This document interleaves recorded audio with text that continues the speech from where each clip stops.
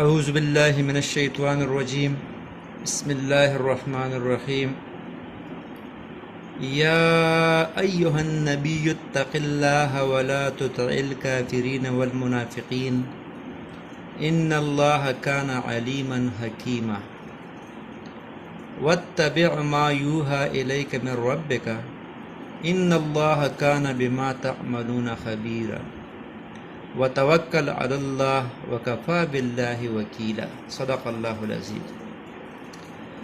عزیز طلباء، آج ہم جماعت دہم کے اسلامیات کا دوسرا درس شروع کر رہے ہیں۔ تو آج کے سبق میں انشاءاللہ تعالی ہم سورۃ احزاب کے پہلے رکوع کا بامحاورہ ترجمہ اور مختصر تشریح کریں گے۔ جس طرح میں نے آپ کے سامنے دو آیت سورۃ احزاب کی تلاوت کی، تو ان آیات میں اللہ تعالیٰ اپنے پیارے نبی حضرت محمد صلی اللہ علیہ وسلم کو کچھ خاص باتوں کی تلقین فرماتے ہیں۔ اللہ رب العزت پہلی آیت میں فرماتے ہیں کہ یا ایھا النبی، اے پیغمبر۔ یا عربی میں حروف ندا ہے۔ حروف ندا یعنی کسی کو آواز دینا، زندہ چیز کو آواز دینا۔ قرآن میں مختلف موقعوں پر آتا ہے یا ایھا النبی، اے پیغمبر، یا ایھا الناس، اے لوگو۔ اللہ تعالیٰ خطاب جب کرتا ہے تمام انسانوں سے تو پھر قرآن میں فرماتا ہے کہ یا ایھا الناس، یا ایھا الرسل، مختلف موقعوں پر آتا ہے۔ تو یہاں یا سے مراد حروف ندا ہے۔ تو یا ایھا النبی، اللہ تعالیٰ اپنے پیارے حبیب کو خطاب کرتا ہے کہ اے پیغمبر، اتق اللہ، اللہ سے ڈرتے رہنا، ولا تطع الکافرین والمنافقین، اور کافروں اور منافقوں کا کہا نہ ماننا۔ ان اللہ کان علیما حکیما، بے شک اللہ تعالی جاننے والا اور حکمت والا ہے۔ دوسری آیت میں اللہ رب العزت فرماتے ہیں واتبع ما یوحی الیک من ربک، اور جو کتاب تم کو تمہارے رب کی طرف سے وحی کی جاتی ہے اس کی پیروی کیے جانا۔ واتبع،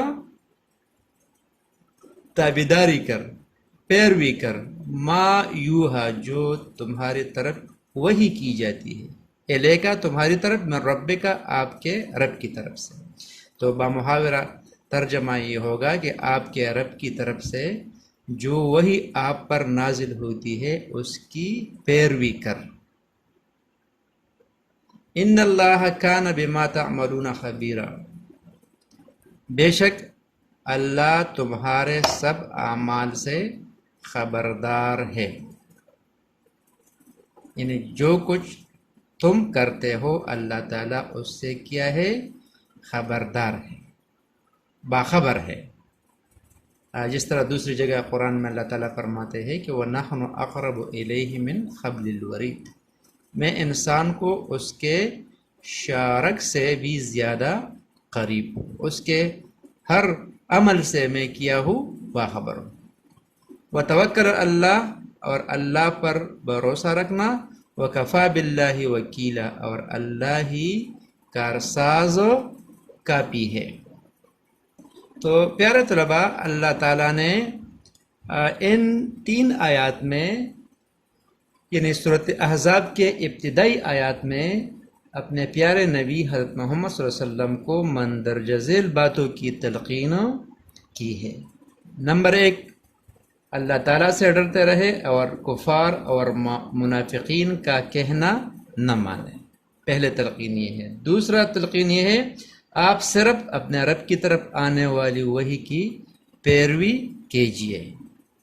اور تیسرا تلقین ہے کہ اللہ تعالیٰ پر توکل یعنی بھروسہ کرے، اور چوتھی تلقین یہ ہے کہ اللہ تعالیٰ انسان کے ہر کام سے باخبر ہے، اور پانچویں تلقین اللہ تعالیٰ نے اپنے پیارے رسول سے یہ فرمایا ہے کہ اللہ تعالیٰ کارساز ہے یعنی مدبر ہے۔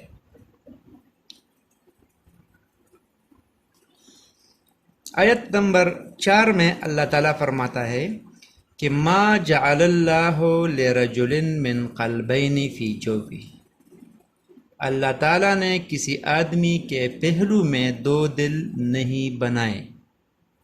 ما جعل اللہ، اللہ نے نہیں بنائے، لرجل کسی آدمی کے، من قلبین 2 دل، فی جوفہ اس کے پہلو میں۔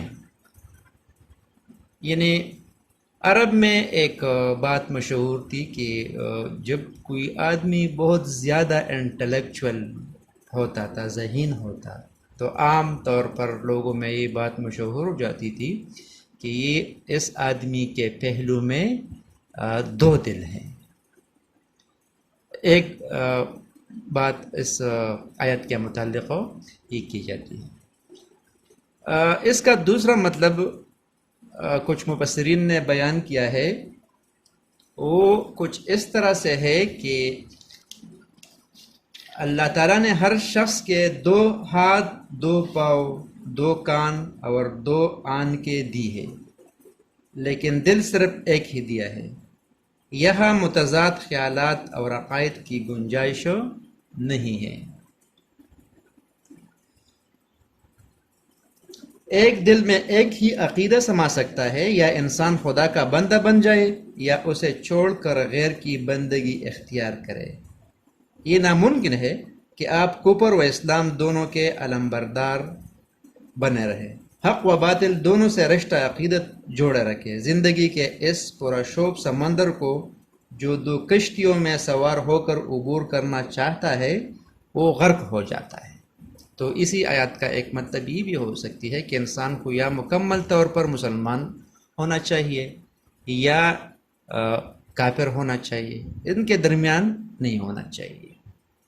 اس کے بعد اللہ تعالیٰ فرماتا ہے کہ وَمَا جَعَلَ أَزْوَاجَكُمُ اللَّائِي تُظَاهِرُونَ مِنْهُنَّ أُمَّهَاتِكُمْ، اور نہ تمہاری عورتوں کو جن کو تم ماں کہہ بیٹھتے ہو تمہاری ماں بنایا ہے۔ اسی آیت کے اس ٹکڑے میں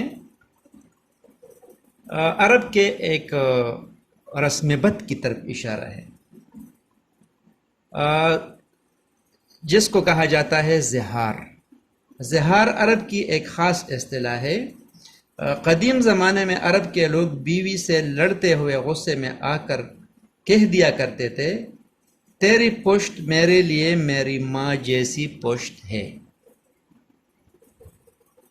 اور یہ بات جب کسی کے منہ سے نکل جاتی تھی تو یہ سمجھا جاتا تھا کہ اب یہ عورت اس پر حرام ہو گئی ہے، کہ وہ اسے اپنی ماں سے تشبیہ دے چکا ہے۔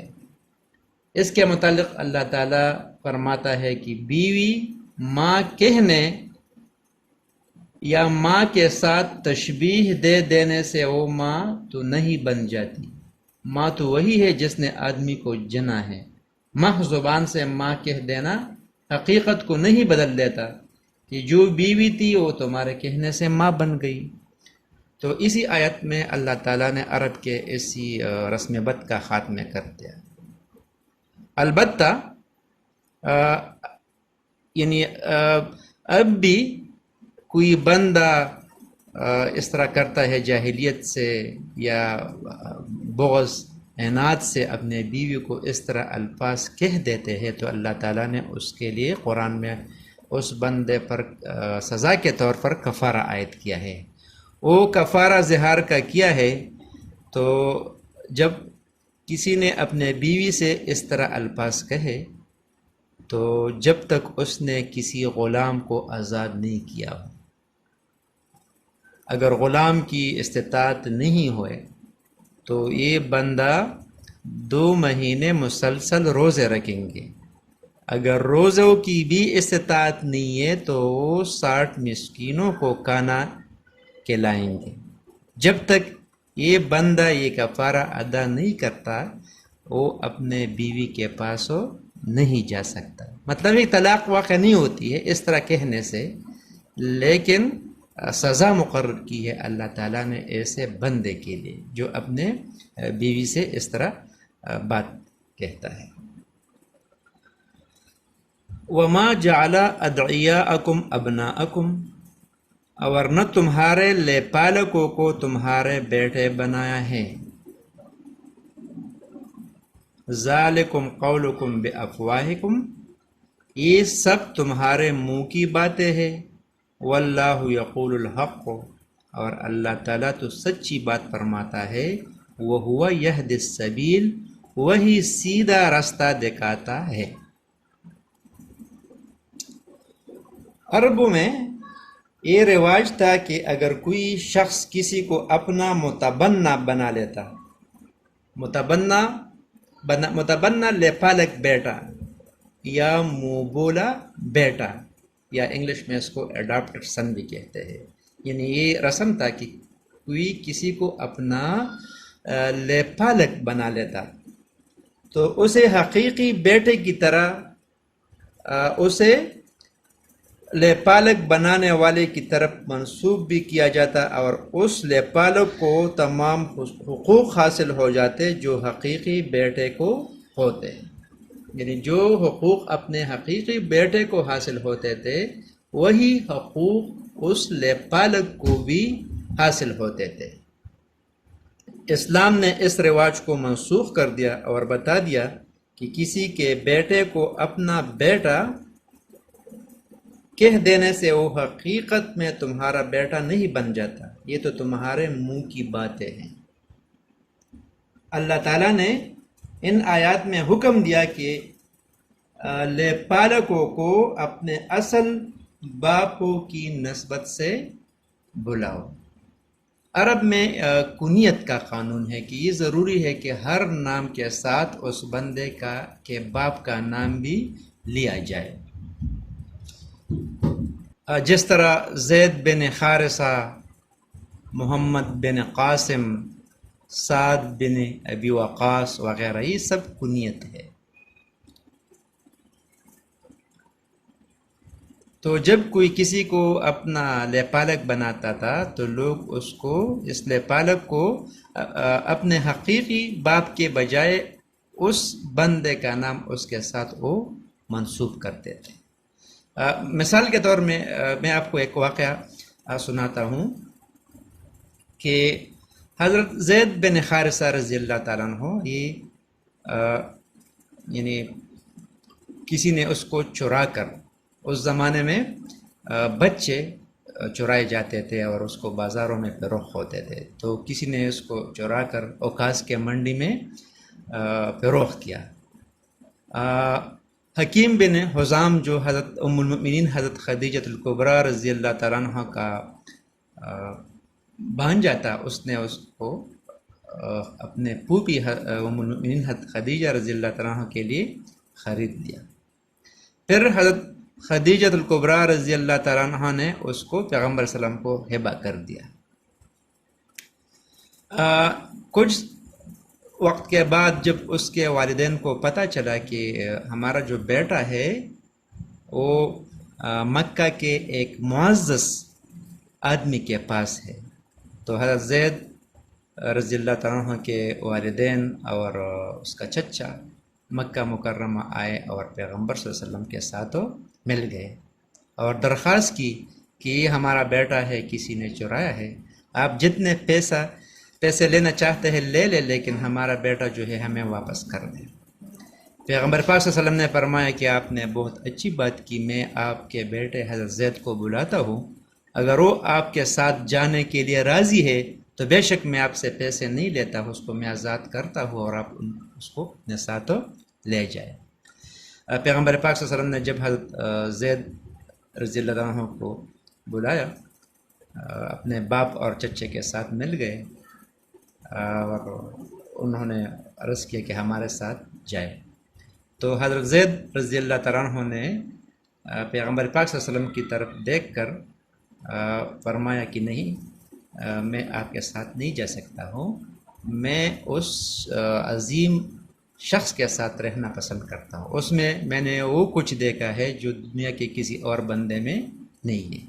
تو مطلب یہ ہے کہ حضرت زید رضی اللہ تعالیٰ عنہ نے آزادی کے بجائے پیغمبر صلی اللہ علیہ وسلم کے غلامی میں رہنے کو ترجیح دی۔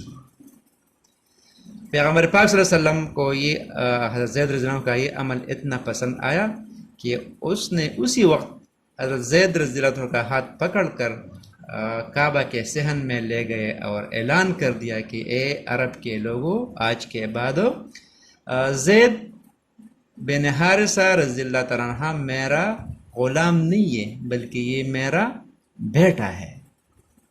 تو اس واقعے کے بعد لوگ حضرت زید رضی اللہ تعالیٰ عنہ کو زید بن حارثہ کی بجائے زید بن محمد صلی اللہ علیہ وسلم کے نام سے پکارنے لگے۔ تو جب یہ آیت نازل ہوا کہ وَمَا جَعَلَ أَدْعِيَاءَكُمْ أَبْنَاءَكُمْ، تو اس کے بعد دوبارہ لوگ حضرت زید رضی اللہ تعالیٰ عنہ کو زید بن حارثہ کے نام سے پکارنے لگے۔ تو اسی آیت میں اللہ فرماتا ہے کہ وَمَا جَعَلَ أَدْعِيَاءَكُمْ أَبْنَاءَكُمْ، اور نہ تمہارے لے پالکوں کو تمہارے بیٹے بنایا ہے، ذَلِكُمْ قَوْلُكُمْ بِأَفْوَاهِكُمْ، یہ سب تمہارے منہ کی باتیں ہیں، وَاللَّهُ يَقُولُ الْحَقَّ، اور اللہ تعالیٰ سچی بات فرماتا ہے، وَهُوَ يَهْدِي السَّبِيلَ، اور وہی سیدھا رستہ دکھاتا ہے۔ ادعوہم لآبائہم، مومنوں ان کے اصلی باپوں کے نام سے پکارا کرو، ہوا اقسط عند اللہ، کہ اللہ کے نزدیک یہی بات درست ہے۔ فَإِن لَّمْ تَعْلَمُوا آبَاءَهُمْ، اگر تمہیں ان کے باپوں کے نام معلوم نہ ہو، فَإِخْوَانُكُمْ فِي الدِّينِ، تو دین میں تمہارے بھائی ہے، وَمَوَالِيكُمْ، اور تمہارے دوست، وَلَيْسَ عَلَيْكُمْ جُنَاحٌ، اور تم پر کچھ گناہ نہیں، فی ما اخطأتم بہ، جو بات تم سے غلطی سے ہو گئی، ولیکن ما تعمدت قلوبکم، لیکن جو قصد دل سے کرو اس پر مواخذہ ہے، وکان اللہ غفور الرحیم، اور اللہ بخشنے والا مہربان ہے۔ تو آیت میں عرض کیا گیا کہ آج کے بعد لے پالکوں کو ان کے اپنے حقیقی باپوں کی طرف منسوب کیا کرو۔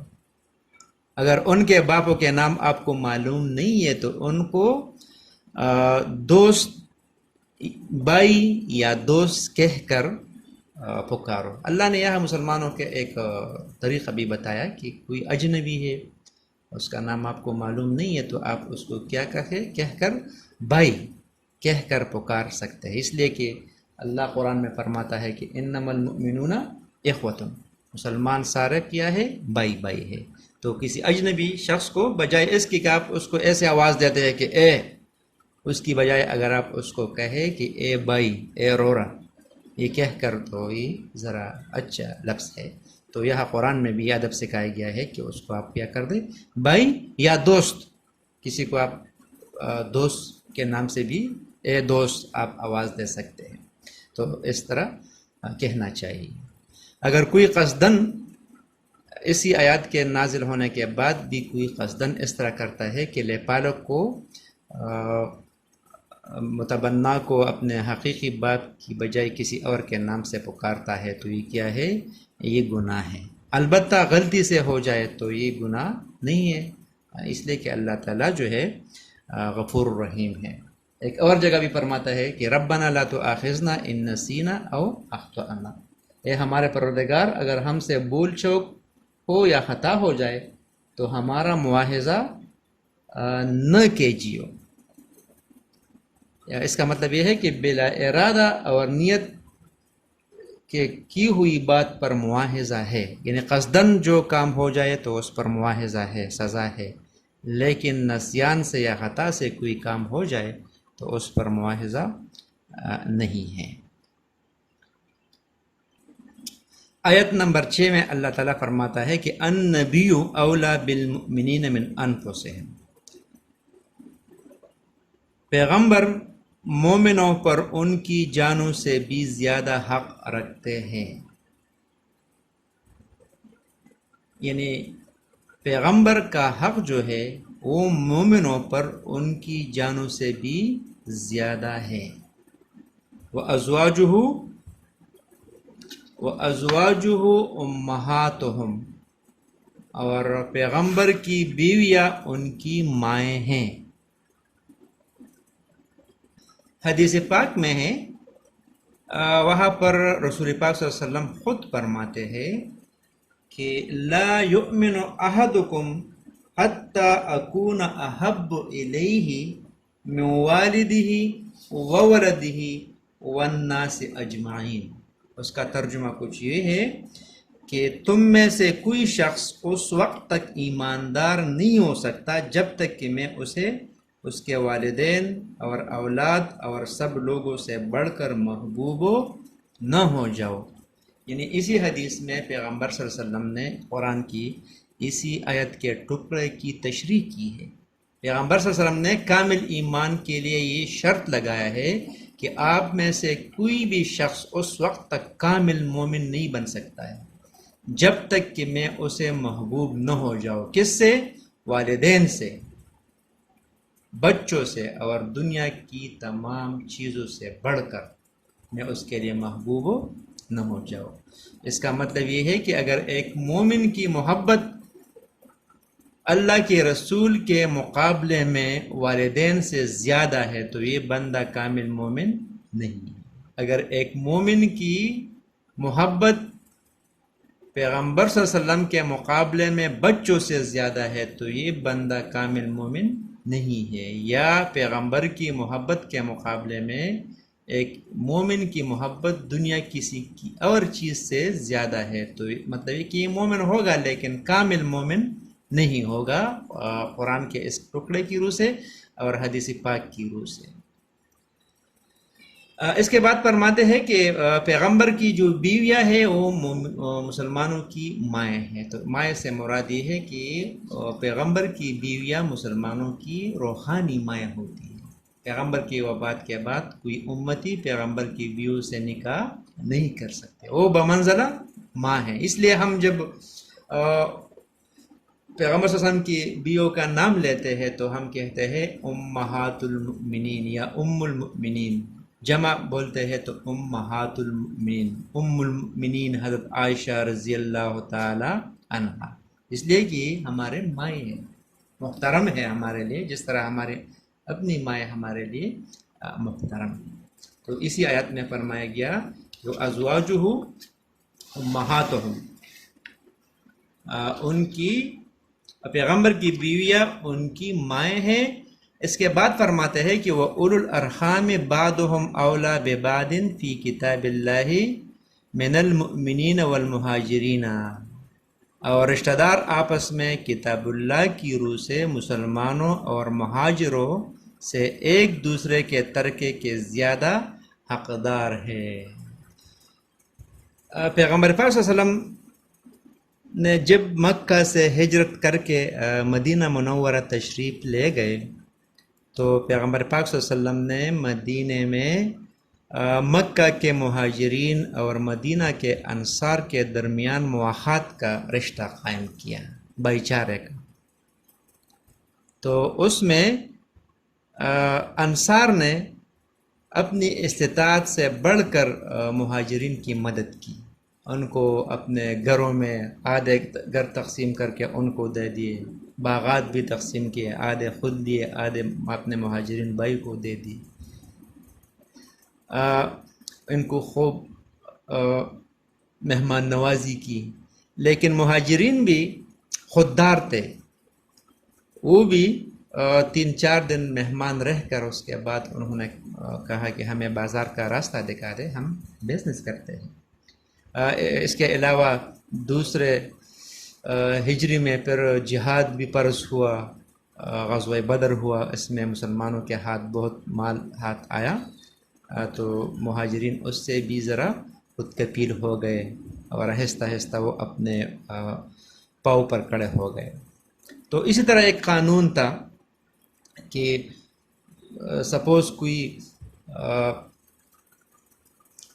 انصاری صحابی مر جائے تو اس کا جو ترکہ ہے وراثت وہ مہاجر لے گا کہ نہیں لے گا، تو اللہ تعالیٰ نے اسی آیت میں اس کی وضاحت فرما دی کہ رشتہ دار جو ہے وہ وراثت لینے میں زیادہ حقدار ہے بنسبت مہاجر اور انصار کے۔ اور پھر وراثت کے جو مجموعی احکام ہے وہ پھر سورۃ نساء میں اس کی مزید وضاحت ملتی ہے۔ یہاں ایک اجمالاً تذکرہ کیا کہ جو قریب رشتہ دار ہے، اولو الارحام سے مراد ہے رشتہ دار جو رشتے رحم کی وجہ سے بنتے ہیں، جس طرح چچا، ماموں، بھائی، بہن وغیرہ، یہ سب اولو الارحام میں آتے ہیں۔ الا ان تفعلوا الى اولیاءکم معروفا، مگر یہ کہ تم اپنے دوستوں سے احسان کرنا چاہو تو اور بات ہے۔ کان ذلک فی الکتاب مستورا، یہ حکم کتاب یعنی قرآن میں لکھ دیا گیا ہے، یعنی قرآن میں یہ قانون وراثت کا موجود ہے، ابھی اس پر عمل ہوگا۔ آیت نمبر 7 میں اللہ رب العزت فرماتے ہیں کہ وَإِذْ أَخَذْنَا مِنَ النَّبِيِّينَ مِيثَاقَهُمْ، اور جب ہم نے پیغمبروں سے عہد لیا، وَمِنْكَ، اور تم سے، یعنی اے محمد صلی اللہ علیہ وسلم میں نے اور پیغمبروں سے بھی عہد لیا تھا اور آپ سے بھی عہد لیا، وَمِن نوح، اور نوح علیہ السلام سے، وَإِبْرَاهِيمَ، ابراہیم علیہ السلام سے، وَموسیٰ، موسیٰ علیہ السلام سے، وعیسیٰ ابن مریم، اور عیسیٰ علیہ السلام جو مریم کا بیٹا ہے، ان سے بھی ہم نے عہد دیا تھا، وَأَخَذْنَا مِنْهُمْ مِيثَاقًا غَلِيظًا، ان سے ہم نے پکا عہد لیا تھا۔ یعنی سارے پیغمبروں سے اللہ تعالیٰ نے عہد لیا تھا۔ یہ عہد کیا تھا تو اس کا کچھ مفہوم کچھ اس طرح ہے کہ سارے انبیاء سے اللہ تعالیٰ نے عہد لیا کہ آپ کو جو میں تعلیمات دیتا ہوں، آپ پر جو میں وحی بھیجتا ہوں، آپ اس کو صحیح طور پر اپنے امت کو پہنچا دیں گے۔ تو سب نے اقرار کیا کہ ہم اس طرح کریں گے۔